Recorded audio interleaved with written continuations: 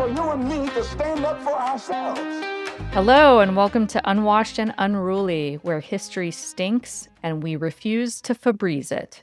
Today, we're diving into the rising tide of whitewashing, the coordinated effort to disappear Black chattel slavery and downplay this country's racist legacy.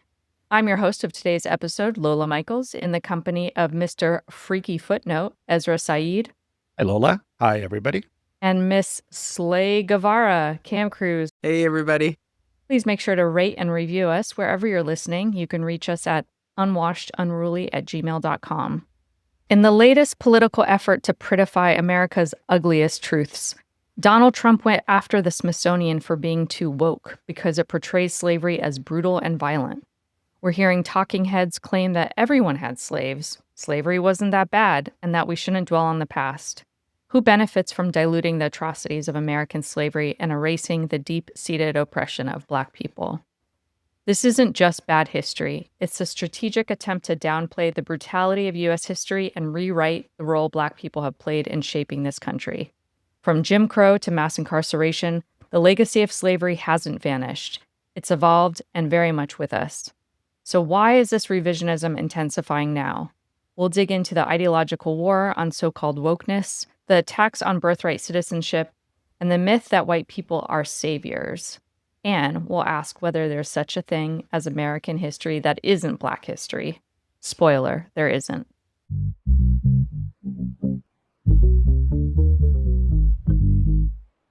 So let's talk a little bit about why this is happening. There's been this big uptick of major government officials and public figures from the White House on down coming out and saying, enough of the slavery stuff, we have to move on as a country. All of it's intended to downplay the importance of slavery in American history. So why do you guys think this is happening now? What are they trying to achieve? So when this question was posed to me, I was thinking about all the changes that have happened in the 2010s, specifically all the progressive liberalism that's been going on. So I think this is anti-woke backlash. There's been a lot of changes. One of the changes has been in education. There's more focus on oppressed classes. There's a retraction of hero status for people like Christopher Columbus. There have been changes in holidays. There's been race swapping in movies, DEI. So when I hear all these arguments coming up about slavery and trying to whitewash this history, I think a lot of that has to do with trying to reclaim the narrative. I agree. I think there's also another aspect to it, or a parallel aspect to it, which is there are two things happening at the same time. One is you have an administration in the White House that is very openly racist, very openly bigoted, and it allows the likes of those who are anti-Black bigots and anti-immigrant bigots and all kinds of backward shit to come to the fore. It gives them the green light, and they are coming to the fore. That's in an immediate sense, but I think there's a broader historical sense of why this is happening, which is Black oppression in this country and the vilification of Black people is as American as apple pie. And whenever there is a period of reaction, regardless of who it's directed at, so right now it's mainly immigrants that are bearing the brunt of this, but regardless of who it's directed at, it always takes aim also at Black people.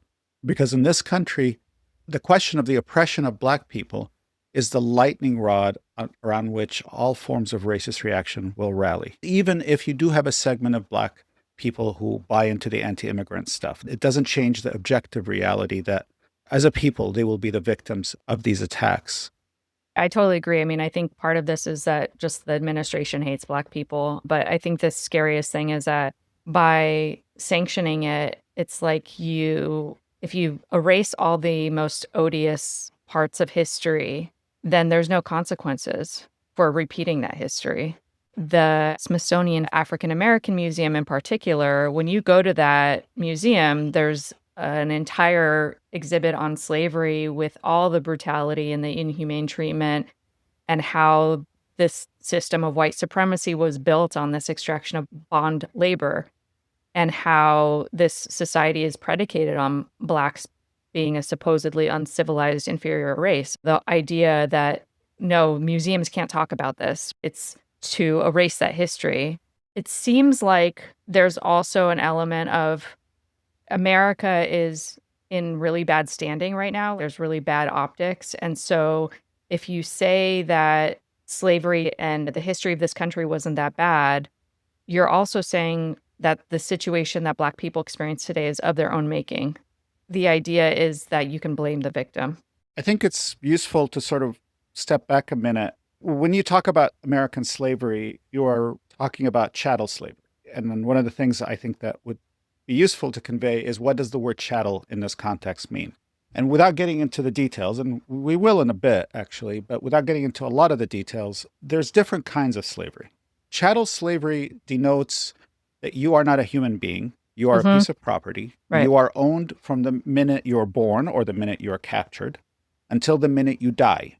Not only that, any offspring you produce are owned from the minute they are born until the minute they die. Now, maybe some slave owner will grant freedom or manumission to one or a handful of his slaves. That's up to them. But you are personal property. From birth to death, there is no way out. There is no avenue from which you can escape this trap or this cauldron of slavery. That was the condition of Black people for several centuries in this country, in the colonies, and in what became the United States. That reality hasn't left us in the sense that, of course, slavery was destroyed, but the impact and effect of slavery and the ideological justification that the ruling class in this country came up with to justify the most unjustifiable thing, human bondage, the byproduct of that is still very much with us, such that you can talk about the reality that Black people are a caste, a race color caste that have been segregated at the bottom of society, basically, except for a very brief period after the Civil War where there was a slight opening during this period called Reconstruction from around 1865 to 1877. Except for that period, what you're really talking about is a population that is permanently ground down at the bottom of society.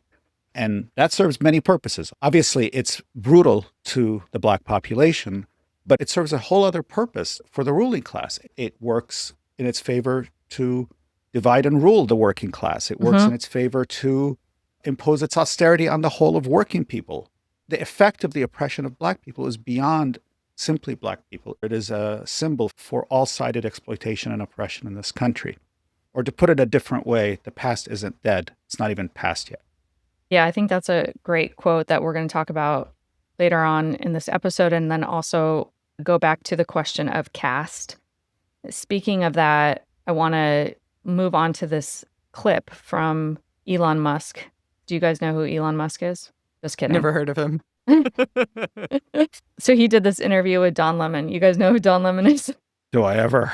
Okay, so he did this interview with Don Lemon, and his main thesis was, let's just move on. Let's stop talking about this slavery thing. So let's take a listen. I think we want to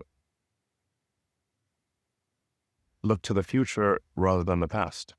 And instead of engaging in constant rehashing of the past, because in fact, if you look at history, if you study history broadly, everyone was a slave. Everyone.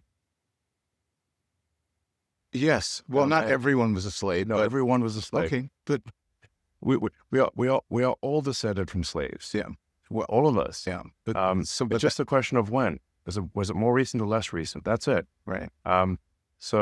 But what future do we want? Is this something we want to make part of our constant dialogue forever, or do we want to say, like, let's just move on and treat everyone, according to just who they are as an individual? I love how a white South African defender of apartheid billionaire is talking about, let's just treat people the way they should be treated. Notice he doesn't say equally either. He's like, people should be treated in a way they deserve. I think those people who would like to disappear the history of slavery not only hate Black people, though they definitely hate Black people, I think they fundamentally hate America. Not the mythology of America that they have created, but the real America, with its ugly history, with its brutalities, with its genocide of Native Americans, with its oppression of Black people through slavery to the present, with its demonization of immigrants, the very things that define the nature of this country. What they can't look at is the mirror of what America is. These people's hatred for this country and its real history is so deep that when confronted, they will side not with the fighters for liberation and freedom, but with the slave-owning, aristocratic shits who waged war to destroy the republic just so they can continue in the ownership of human beings. Mhm. That's how much these people hate America. Mhm. Their heroes are the likes of Robert E. Lee and Stonewall Jackson and Jefferson Davis, people who, under any system of justice, would have been shot for what they did. Slavery was legal in this country. And the fact that it's even being talked about in this way, it's like these people stand on the side of history where it's completely acceptable to whip and shackle and buy and sell human beings. I think it's also, in the case of his statement about history, a kind of selective embrace of certain types of history. Yeah, he wants everybody to just move on, get over it. Mm-hmm. We have new chapters to turn to. Every people have their history and their mythology. You have the English still going on about the Norman conquest of England from 1066. That's 1,000 years ago. And they still talk about it as the defining thing of what is England. You have Zionists claiming that a God they don't even believe in promised them the land 3,000 years ago. Right. But God forbid that we remember the snatching of countless human beings from their homelands in Western Africa, the slaughter of God knows how many in the Middle Passage, the brutalization and enslavement of many millions in the New World.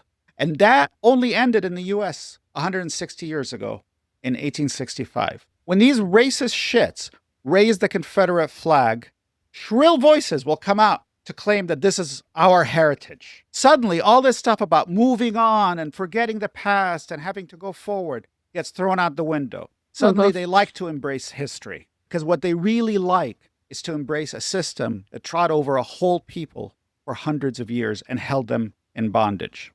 What this is about in the end is not arguments over history. What this is about in the end is that they are justifying the unjustifiable of the past so they can justify the unjustifiable in the present. Yeah, and I think your point about the history of the Confederacy, too, it's like, how often do they have to defend the Confederate monuments and defend the Confederate flag? But then if Black people are talking about slavery for 400 years, which is just embedded in this social system, it's no, we can't talk about that history. It has nothing to do with today, but we can embrace the Confederacy. There's also this element from Elon Musk's mouth that sounds like poor white people. That's his position. That's Yeah. his position in South Africa. You have an administration that is eager to kick out every immigrant they can get their hands on, undocumented or documented. Meanwhile, it's opened up the U.S. to quote-unquote refugees, white refugees from South Africa who are facing a supposed white genocide. It's absurd, but it's just an indication of how deep the racist bigotry runs. And I think what the argument is fundamentally trying to say is that Black slavery in America was unremarkable. And because it's unremarkable, that means that white people are being treated unfairly with policies like DEI and anything else that they think is racist against them. I'm glad that you raised the DEI stuff because this is obviously in the context of repeated and concerted attacks against anything deemed woke or DEI, which is perceived to mainly benefit Black people. First of all, these things are highly criticized, DEI and wokeism, as corporate tokenism, and I think we share a lot of that criticism. It's really a way to put Black faces in high places and pretend like there's a level of equality that doesn't actually exist in this economic system. DEI, what it really represents is liberal America's failure of the promise of integration in the wake of the civil rights movement. They don't even talk about integration anymore. They call it diversity, which basically means we need to fill some quotas and we're done. Yeah. And we need to worry about it just in our particular school or in our particular job or whatever it is that the DEI office is involved in, and we're done with it.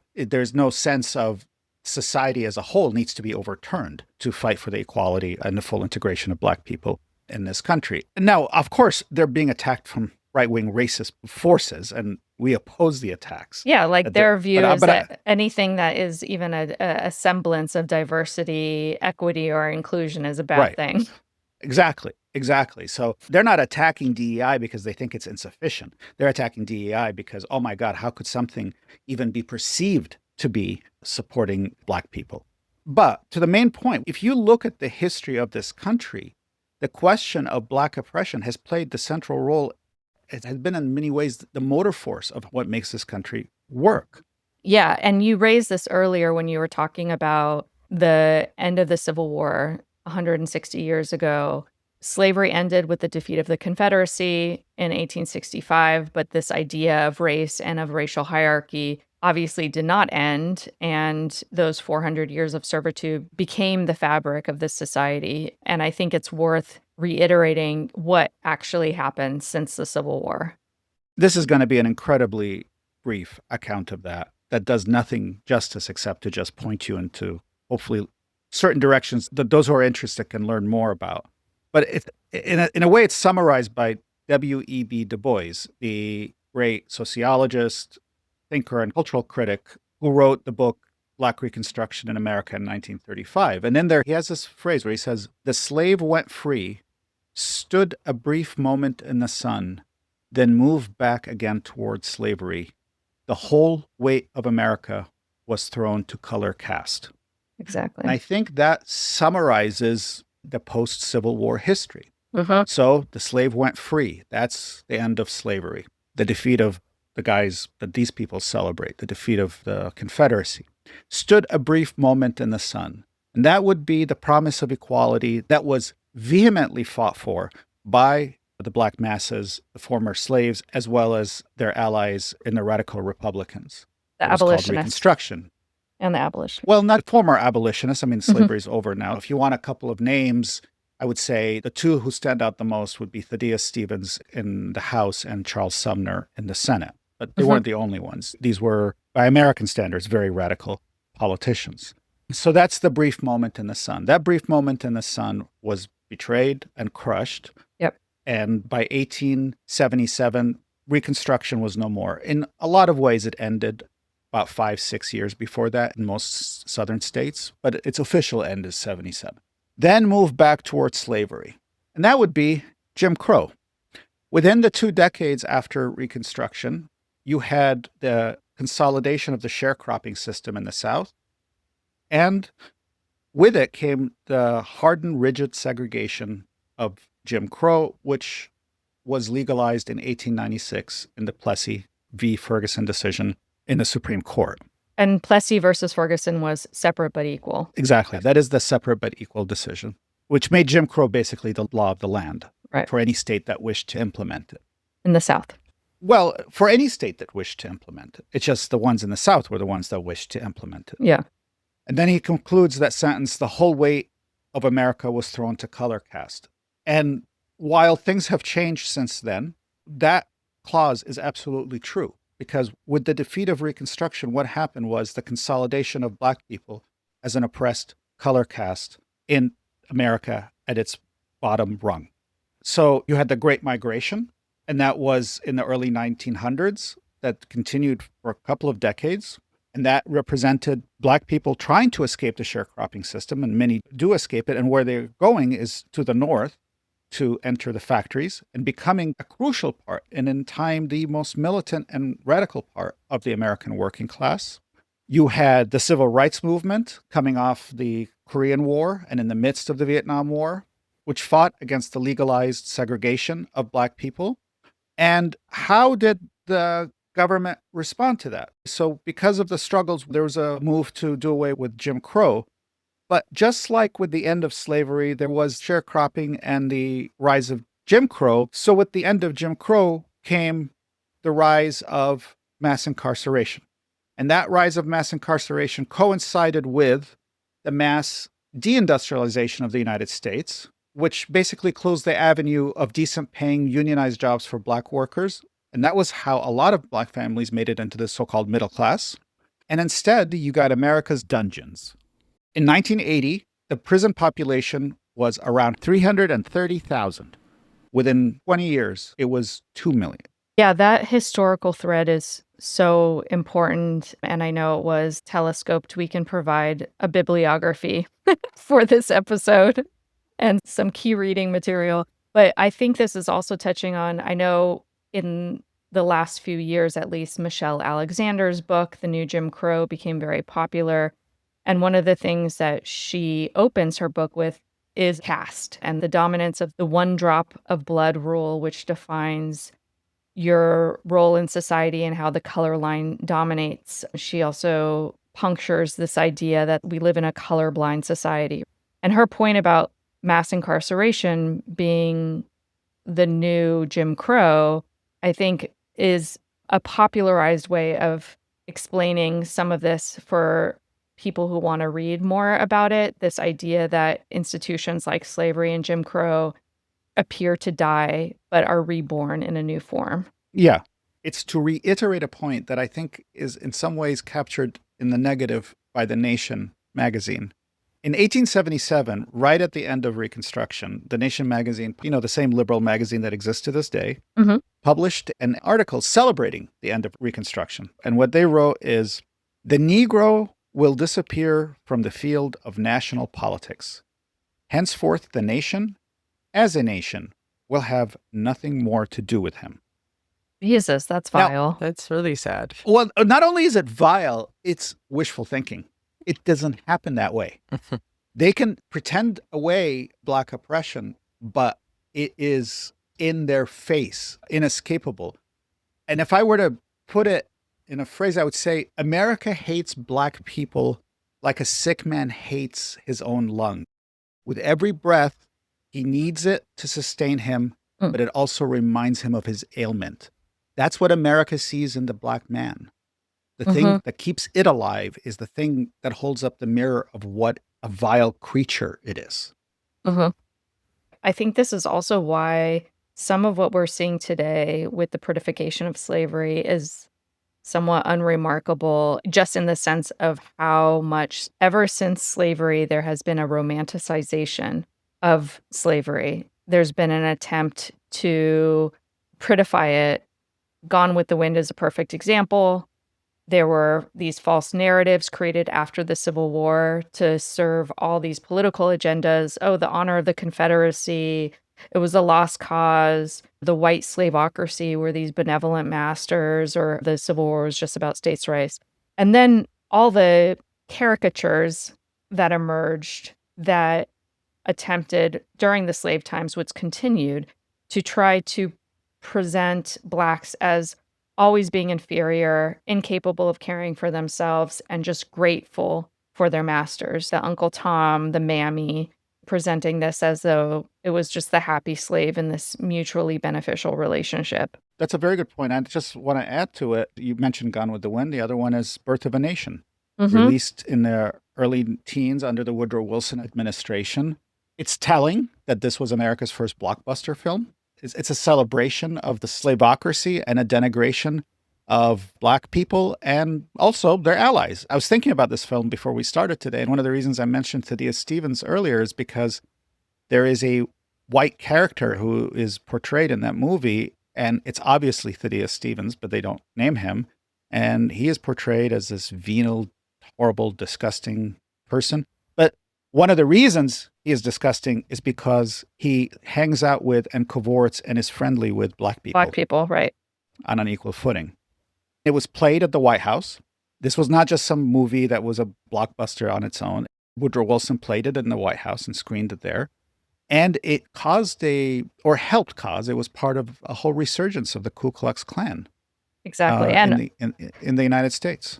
And of course, all the characters who were playing Black people, who were all rapists and criminals in the movie, were all white people in blackface, running around and chasing women. This is a movie that a lot of people know about because it's actually taught in film school. But I don't know if the historical significance is really brought home in the same way as it should be. I don't know either. I know for a fact that Gone with the Wind escapes that historical significance all the time. People see it as just some kind of Southern romance movie with this war thing happening in the background. I don't know how many times I've heard people say, "Oh, that's my favorite movie. It's so lovely and beautiful." And it's like, it's the most What company do you despicable- keep, Ezra? Yeah. This also connects to our next clip, which is a CNN debate with the fitness instructor, Biggest Loser host, Jillian Michaels, where she presents white people basically as the victims. Slavery is ancient. It has nothing to do with race. Only a few white people held slaves, so stop bullying them. Stop pretending like this has anything to do with black people. So let's take a listen. Have you looked at some of the things that are being reviewed? Slavery was a bad thing that was to talk about. Okay, Like, forgive me he's for not saying that. whitewashing slavery. So he's not? He's not. No, Okay. he's not. And you cannot tie imperialism and racism and slavery to just one race, which is pretty much what every single exhibit does. But let's talk about the fact that when you You look can't tie at slavery. let's talk about you the can't fact. tie slavery to slavery in America was Do you realize that white only supremacy. less than 2% of white Americans own slaves? But it was a system of white Do supremacy. you You know, realize that African slavery Americans is were thousands of years old? White people were Do you know the slave who owners. in was American- the first race I to didn't try realize to this was end controversial. slavery? Wait a second. Okay, Well, I'm what's sorry, controversial? Jillian. I'm very This surprised is that an you're trying to extraordinary litigate. clause in historical revisionism. I'm really surprised. Do you realize that Jillian, I'm surprised that you're trying to litigate who was the beneficiary of slavery and I'm who not. was not. What I'm trying to tell you in is the that context of American history. okay. In the context of American history, what are you saying is incorrect by What I'm by saying saying is that you it was white cannot- people oppressing black people? every single thing is like, oh, no, this is all because white people bad. And that's just not the truth. But Like, for example, every single exhibit, I have a list of every single one. Like, people migrated from Cuba because white people bad. Not because of caste. Yes, no, it's in there. That's what I'm saying. You don't actually know what's in there. Do you know that when you walk in the Jillian, front what door, exactly? the first thing Hold you on, see you is have a a- gay a Jill- For folks listening, this clip has been circulated online and gotten a lot of comments, but this is CNN rolling out its most esteemed historians in debate. Yeah, Yeah. if you're not familiar, Jillian Michaels is America's foremost MAGA lesbian. Oh, is she? I was not familiar. I'll be honest with you. I didn't know who Jillian Michaels was before I saw this clip. MAGA lesbian. That kind of rolls off the tongue. MAGA lesbian. It does. It does. But I can't say that my life is richer for having known her. I mean, there's an element here. Even though it's a very serious subject we're talking about, it's very hard to take these people seriously 100%. because they're stupid, they're ignorant, but that's the least of their problem. Mhm. Their problem is not ignorance. You can always fix ignorance. They have already determined what the conclusion is before they've even cracked open a book or learned anything. They've already determined that white people are the eternal victims of apparently slavery too. I mean, modern slavery. On the 2%, it's irrelevant. It's an utterly irrelevant figure for two reasons. One, she's counting the whole of the U.S. white population when she gives that 2%. Well, slavery was not what was in the by entire the time. U.S. Right. Yeah, by the time you're talking about the height of American slavery, it was a Southern institution, even though its impact was nationwide. Mm-hmm. So, first of all, you got to take that out. But second of all, and more importantly, the reason it's an irrelevant statistic is that it's not about the numbers. It's actually kind of the point. This tiny class of nasty, vicious aristocrats held millions of people in bondage and controlled the whole Southern system and by extension, the whole fucking country until they had to be overthrown through a social revolution called a civil war. They don't have to be numerous in number. It's the system of chattel slavery, which was run by these people. Mm-hmm. So, there's no point arguing about 2%, 3%, 5%. God, she's an idiot. And not only is she an idiot, the people arguing against her are also idiots. But I want to come back Are to they that not at a doing later a good point. enough job? Would you have done better? I don't know that I would have done better, but I don't think their arguments are very effective. Because if you simply pose this as a question of blacks are oppressed, which is absolutely true, and whites benefit from that oppression, I think you're basically feeding the arguments of the racists. And more importantly than that, you're simply wrong. Mm-hmm. That's not how history works. That's not what happened even in the South. So much of this feels like an emotional response to me. It feels like people are angry and upset that they're vilified, or they feel that their race is vilified, And I think that also that frustration is compounded by the economic crisis, because telling a bunch of people who are barely making it that they're quote unquote privileged through their white privilege, I think is really hard to swallow. I think this argument and this line about white privilege, which really amounts to all white people benefit from the oppression of Black people, is a bunch of bullshit. It denies one of the central points of the purpose behind the oppression of Black people, which is to depress the conditions for all people at the bottom of society, all working people and others at the bottom of society. And it's simply not true. If you look at the history of, for example, the South under slavery, conditions for the poor whites there were pretty bad. Now, that doesn't mean that the poor whites in any way, shape, or form sympathized with the Black slaves. Quite the opposite. In some ways, they were very hardened in their racism because they saw the vicious ideology of white supremacy as basically the only cudgel that they could have over the Black population. What separated them from Blacks is they were free, the Black population was enslaved. And why were they free and the Black population was enslaved? Because they're part of the master race, basically. And so they held on to that.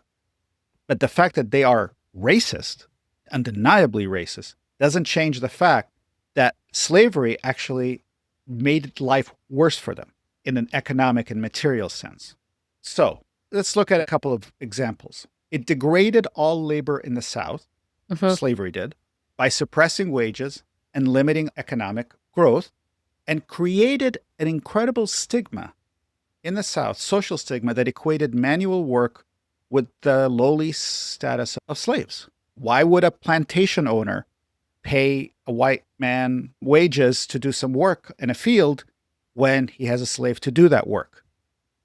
The plantation system required massive use of land and stood in vehement opposition to industrialization. You had basically no jobs. Labor itself was vilified. Since then, every attack on Black people has presaged an attack on all of working people in America. If you recognize that Black people are today deeply oppressed as a population, and you think that white people as a whole benefit and get privileges out of that oppression, my question is, why are the conditions for white people getting worse? Yeah, that's an excellent point, too. I think that what's missing from this discussion and from the overall consciousness out there is that Black oppression is a means to subjugate all of the oppressed and keep all of the working class and the population at each other's throats. This idea that any sort of benefit seen as going to the Black population is going to come at the expense of the hard working class white person. This was very much part of the MAGA mystique. When you were talking, I was immediately thinking of the welfare queen analogy. The biggest recipients of welfare were single white mothers, but the way that it was presented was that all these Black women are popping out babies so they can get more money and never have to work. And that was pushed by the government for so long. It was pushed by the Reagan administration very vehemently. It was racist, it was vile, and it was meant to demonize Black women in particular. And it was then carried over into the Clinton administration in the 1990s. And he finished what Reagan started, which was to, as he put it, end welfare as we know it. Now, once you ended welfare as we know it, a lot of Black people and a lot of Black mothers who were on welfare were hurt. There's no question about that. But so were a lot of white women who are on welfare were also hurt. That's what I mean. From the sharecropper shack to the modern warehouse floor, attacks on Black labor have always shaped the conditions for all of labor. The strategy is very simple and cruel. You keep one group dispossessed and underpaid and use their vulnerability to suppress everybody else. You can see examples of this throughout history in the US, including even up to this day with the gig economy, the use of prison labor, the massive growth of the prison industry. All of these things point to how the oppression and attacks on Black people presage a greater attack on the working class as a whole. Now, within that attack, yes, Black people will get it the worst, as is always the case. But not a lot of people are going to do very well. That's why, even though you have a lot of white workers who may think otherwise, who are racist in their hearts and racist in their core, the oppression of Black people doesn't do them any good. It actually works against them, even if they don't understand that. Who it does good for, who has the privilege, it's the white ruling class. That's who's got the privilege. And they're Yeah. laughing all the way to the bank. Yeah, that's a class distinction. And I think anytime you have a tax on any sort of benefits, unemployment benefits, or government or subsidized housing or education or anything like that, it's obviously going to hit the people at the bottom of society and those who are the most subjected to the dire conditions of capitalism. Some of what you were talking about, Ezra, in terms of the divide and conquer technique that the ruling class uses to pit people against each other at the bottom of society, and particularly how the vilification of Black people is used to elevate the position of the white ruling class. I feel like the government uses this method against immigrants today to redirect that anger at the base of society. I wanted to talk specifically about the 14th Amendment and the tax on immigrants. Donald Trump is steadfast on overturning the 14th Amendment from his first day in office. He issued this executive order seeking to end the constitutionally guaranteed right to birthright citizenship. And this is the part in the 14th Amendment that states that all persons born in the U.S. and subject to the jurisdiction thereof are citizens of the U.S. and of the state wherein they reside. I don't know if everyone knows how this is connected to the Civil War and to slavery, so I'm wondering if you can comment a little bit about that. The 14th Amendment was ratified in 1868. It came out of the Civil War, which had ended 3 years previously in 65. And what it stipulated was, as you said, anyone born in the U.S.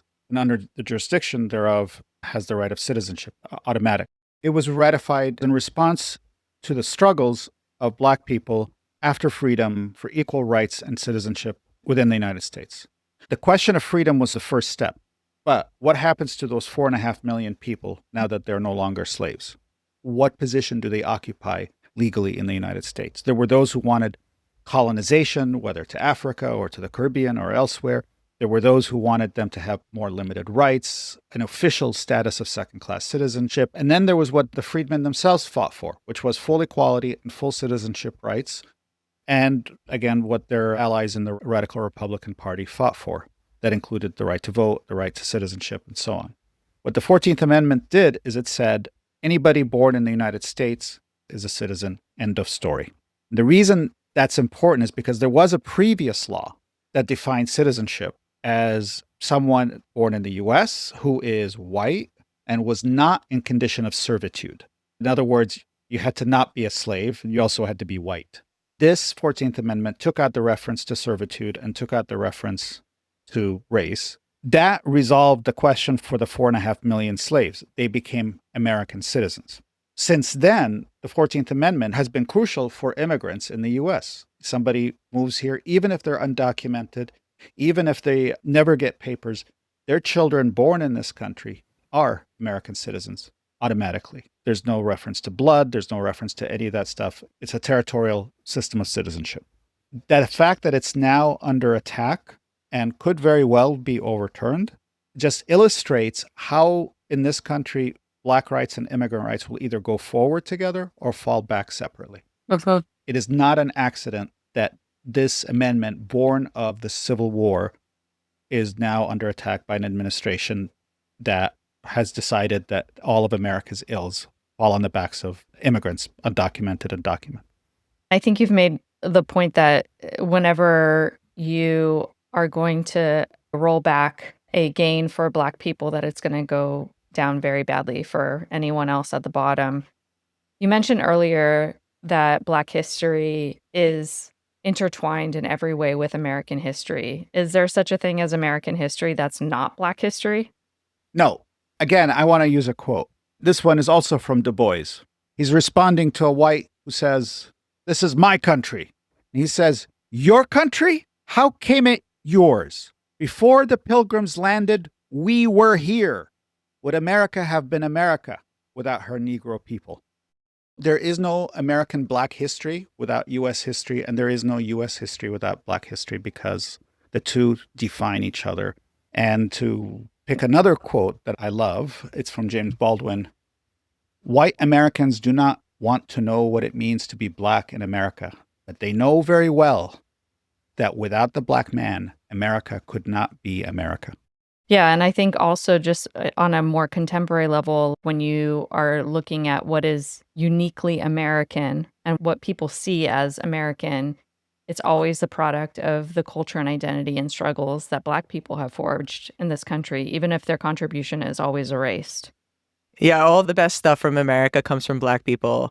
Food, jazz music, hip hop, art. And struggle, I would say, when you're talking about all of these moments in history that have been instrumental in terms of the overturning of slavery or the desegregation of schools, civil rights, all that stuff is always presented in the history books as though American democracy and American government just handed these things over. Part of that is presenting Black people as these recipients of reform from the top, but all of that stuff came through very, very intense struggle that was linked to the struggles of all of the oppressed and benefited all of the oppressed as well. Yeah, on the culture point, I completely agree with Cam. Anything that is uniquely American in terms of a cultural expression, just about anything, maybe there's one or two things I'm forgetting, comes out of the experience of Black people. Think about it. You had these hundreds of thousands, millions of people snatched from different parts of West Africa. They spoke different languages, had different traditions, had different cultures, different religions, all different backgrounds, and they were thrown into this land to be slaves. And they not only survived through their struggles in this wretched institution, they thrived and developed a unique identity and a unique culture that was not just a replica of where they were snatched from, but something fashioned anew. Yes, influenced by the past, but also influenced by their new surroundings. And that is the core of American culture that the world sees and understands. You strip the Black component out of American culture, what do you got left? What you have left is disparate, different immigrant groups expressing their cultures of where they came from, which often the US wants to suppress, and basically a vulgarized, bastardized version of different expressions of European culture. That is American culture without the Black contribution. Either they're trying to copy Europe badly, or it's the expressions of, Mexican culture, Chinese culture among certain communities. Yeah, all they've got is mayonnaise and Norman Rockwell. Yeah.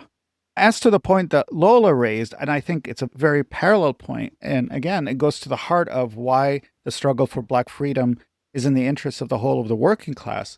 We talked earlier about how the oppression of Black people is used to attack all of working people.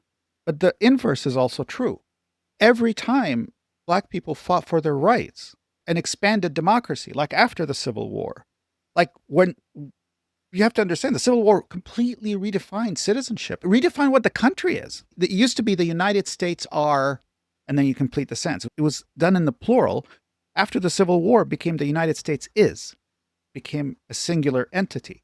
The struggle for Black freedom did that, consolidated a nation. And out of that came the expansion of democratic rights.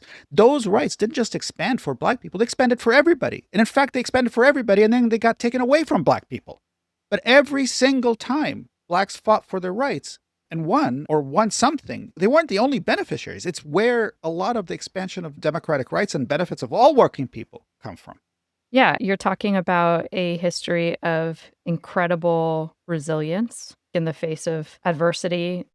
So I think talking about this period that we're currently in a period of extreme backlash where there's a lot of talk about so-called meritocracy. And we know that the present system is defined by these institutions and policies and customs and laws and this entire social system that prevents Black people from being equal citizens. I want to just hear from you guys a little bit about that imprint of slavery today. There's so much to mention here: the lack of opportunity, poverty, depressed wages, mass unemployment, segregation, marginalization, ghettoization. We talked about imprisonment. What are the things that you both see as how the legacy of slavery is present today and how it's really part of the fabric of American society? One of the policies that I think impacted Black people most and has the most lasting effect are redlining policies. These policies stopped Black people from being able to buy property in certain areas. And as you guys know, one of the biggest ways to grow generational wealth in America is through land ownership or property ownership. So by being frozen out of this opportunity, it's held people back. And there's been times in history in the 1950s, I know also in the 70s, that white flight was being subsidized by the federal government. So essentially, white people were being given a handout and these opportunities to have lasting wealth passed down through their families, where Black people were not given that opportunity. Yes, absolutely. This was a very conscious policy, like you were saying, after the Second World War. The U.S. economy was very strong coming off the war because it was the only economy left. And one of the things they did was destroy the urban centers. Some of them used to be called salt and pepper neighborhoods because of the distribution of blacks and whites in those areas. And basically, they subsidized, as you're saying, white flight into suburbia. So to just give you a figure, between 1934 and 1962, the federal government backed about $120 billion in new housing loans. Most of that came after the Second World War with the GI Bill and things like that. That's about $1.5 trillion in today's money. Of that enormous amount of money, more than 98% went to whites. Wow. So you can imagine the repercussions of this generation after generation for Black people who were excluded from that generational wealth. The flip side of that was those who did own homes in what became the ghettos saw the value of their investment plummet. Yeah. And another area we see the legacy of slavery, I think, is in healthcare. In America, we had race-based slavery. And I think that one of the things that's exceptionally horrible about that is it means that there starts to be a dehumanizing of the class of people who are the oppressed class. And one of the ways that we see that still exists today is the language that's used in medical textbooks. Recently, there was a textbook that had to apologize for a section they had that was giving nurses advice on how to administer pain medication. And in this section, it said that Black people will report experiencing more pain than they're actually feeling. And what's kind of embedded in that statement is that they don't feel as much pain as they say they are, or that they feel less pain. And we know that during slavery, slaves were used for medical experimentation. So that's the legacy, that's the residue of this kind of thinking that we still see today. And another area that we see a really huge disparity is in maternal care for Black women. Black women are much more likely to die during childbirth. They experience more complications before and after childbirth. And it's kind of a common occurrence for them to be dismissed by medical professionals. It's just really sad to see that one of the legacies of slavery are these attitudes towards Black women. Yeah, I always think about how Black women in particular face this triple oppression because they're part of this race, color, caste. They're segregated at the bottom of society, and then they're women, so they're responsible for caring for children and the sick and the old, and then they're also workers, so they're exploited as wage slaves. And what you mentioned, Cam, about the medical abuse against Black women and how that dates back to slavery and seeing Black women as just breeders for the next generation, for the racist masters. And then you have all the experimentation and attempts to get rid of the feeble-minded and forced sterilization campaigns and stuff like that. I think that continuity is critical for people to understand that that's not just random, but actually comes from the kind of mindset. I think it comes from the economic system. I don't think it comes from a mindset. I think it comes from a system that's dedicated and built on the oppression of Black people, and separate and unequal is still the law of the land, even if it's not law. I find it personally useful to make a distinction between racism and racial oppression. Racial oppression is the systematic denigration, the systematic subjugation of Black people within the capitalist order. The things you talked about, like redlining. these neighborhoods, we're not going to give them any loans because black people are there. Racism is basically the racist attitudes that your average person has towards black people. One flows out of the other. I think the racial oppression produces the racism in the same way that the enslavement of black people produced the concept of race and the lie of the supposed inferiority of black Africans. It's not that they enslaved black Africans because they thought they were inferior. It's that they enslaved black Africans and then they had to come up with a reason to justify it. They came up with this idea and we live with it to this day. And then by the same token, I think the fundamental driving force of black oppression is the actual structure of American capitalism. It needs it. It can't live without it because otherwise it wouldn't have the thing that makes it run. And then that produces a lot of racist attitudes in society. I have a question for you guys. I feel like if we had this podcast 10 years ago, I do think we would get some responses from our audience of, but what about Obama? Do people raise that anymore, or is it just so blatant that that meant nothing in terms of the actual social conditions of black people? Cam, you have a better connection with the people than I do, so. Well, it was my understanding that Obama cured racism in this country. That's what I'd heard. Yep. Word on the street. I'm an old man, so I remember those days way back in 2008, 9, when dinosaurs roamed the earth. They used to call it post-racial America. They had a whole phrase for it. And Did they write about that in The Nation? Yeah, they sure did. they sure did, actually. Yeah. And the idea was the color bar has fallen. I think that was the New York Times headline when he got elected.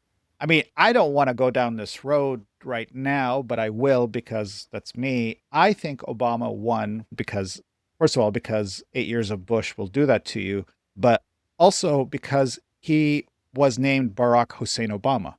In other words, think about it. His mother was a white American. His father was a black Kenyan. The black side of his family had no connection to American black struggle, had no connection to the civil rights movement. The very thing that you think would have gone against him, his name and his background, is the very thing that I think actually allowed him to become president. Yeah, but it was also extremely convenient and very rewarding for the ruling class to have him as a figurehead. And it gave this prettier image of American imperialism. You have a cool black man in the White House who can better drone bomb your population of brown-skinned people. Yeah, I remember he went to Berlin. I can't remember if it was right before or right after he got elected. Something like 200 or 300,000 people came out to greet him. Remember, he won the Nobel Peace Prize? Oh, yeah, that was crazy. Didn't he win the Nobel Peace He hadn't Prize? done anything. Like, it was right like by 2 existing. months. Yeah, by existing. And then became the drone president of the United States and And the the deportation president Yeah. Yep. And also Deport- whistleblower punisher. and He be- whistleblower punisher. And he went personally to Guantanamo Bay and put an ass whooping on those hoes. Well, that was the one promise he actually made because he Was to close But he's he an didn't, extreme- didn't he not follow through on that? No. No, he didn't close Guantanamo. That was the No. one promise Yeah. he made. Otherwise, he ran on these vague notions because he's a very smart politician. He is a very smart politician. Yes. There's no question. An incredibly Yeah. smart man. But the other thing about him is that I don't think should be forgotten. I think the combination of Bill Clinton and Barack Obama have been the two most devastating administrations for black people in this country since the Second World War. Mm-hmm. And for the working class as a whole. But I'm going to concentrate on black people here. We already talked about a couple of examples. We talked about welfare, as we know, with Clinton. There's the crime bill, which Biden used to brag, I wrote the damn bill. That was the mechanism for increasing the prison population. There was affirmative action. All these things were attacked under the Clinton administration. The Obama administration, if you remember, took power right as the 2008 financial crisis was taking off or had taken off. And he led the bailouts of all the banks. Meanwhile, the very people who were the victims of these predatory lenders, the Yeah, poorest- screw those people. right, a lot of them black, but also poor whites, Latinos, others, they got fucked. They lost everything and nobody bailed them out. They just went into the streets and lost home and work and everything. And that was the Obama administration. Besides droning every country that he can get his hands on, That's the hallmark of the Obama administration. And the impact of that on the Black population in this country was devastating and is still felt to this day. But